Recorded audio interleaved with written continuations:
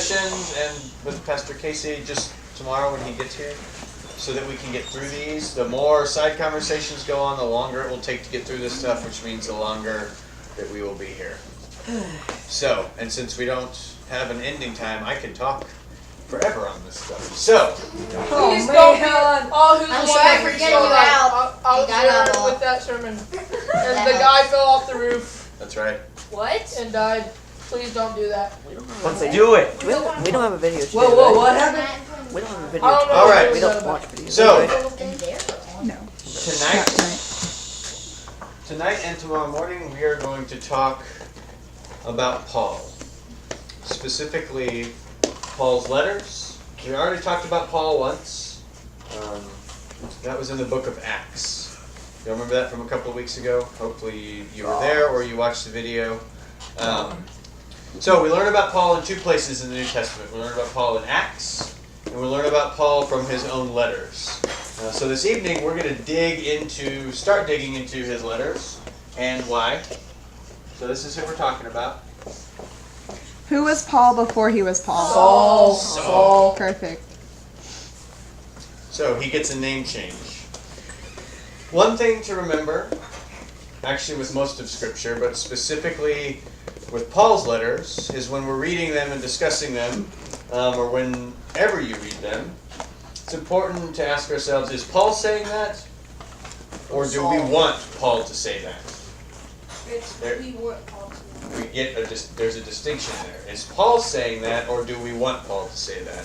I think what happens in a lot of the arguing that church people do is that we want Paul, or we want the New Testament writers to fight on our side.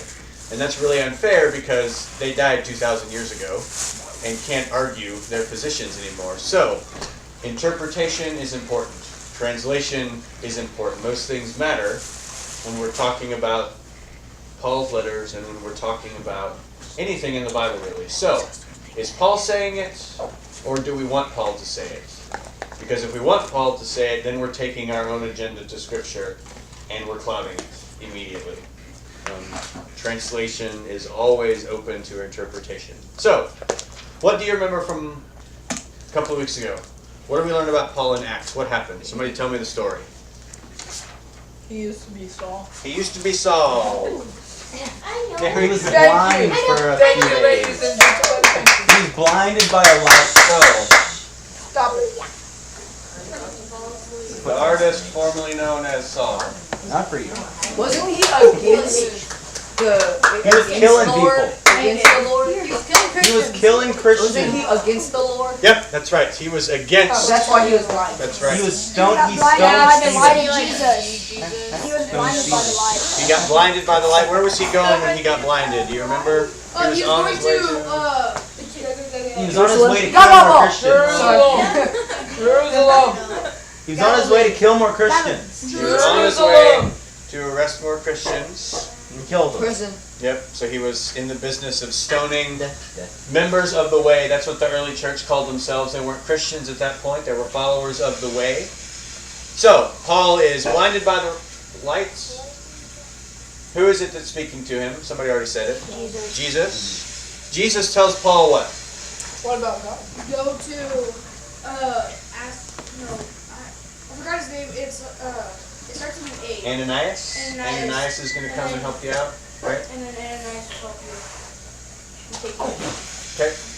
So we get Paul's call into a new way of life. So he goes from persecuting Christians to helping them out, right? So he swings pretty much Wait, the full. was he? Does that make him a Did traitor he or turn not? into a Christian, or did he just stop like being mean to them? So he became a follower of Jesus. So he became what we would think of as a Christian. So he started helping people out. Yes. Does that make him a traitor? No. More like a traitor Because than he a came back. surrender. Technically working for the Romans who were trying to kill Christians, and then he started helping for the Christians to help the Well, Romans. yeah. I'm confused. So Paul is namely, we're going to learn this tonight. Paul is namely, he's an educated Jewish individual. So he's a person of the Jewish faith. He's a Pharisee. We're going to learn this. And he gets called into a new line of work. And so he swings, and he never stops being a Jew, but he becomes one who promotes Jesus. So, we're going to divide ourselves into 3 groups at this point, and we're going to see what Paul says about himself. Because the more we read and understand Acts, Acts is not a history book. It's not giving us the history of the early church. It's actually a theology of the Jesus movement. So, we have to take Acts with a grain of salt. It may not have happened the way that Luke tells it. So, group 1, y'all are right here. Great. We got the smart people up in our group. Not me. So, You're missing one person. group 1. Yes, Carrie. Yep, so cares. Nope. Wait, how many people are in a group? 4. We want y'all. So is it Zach? So, we want Zach, y'all. you're going to join the middle team here. So, first team, y'all You got open the your Bibles middle to 1 Corinthians chapter 1. I do not know what page Oh, it is. mine's We got the stronger people. I almost had it. 1 Corinthians chapter 1. Listening.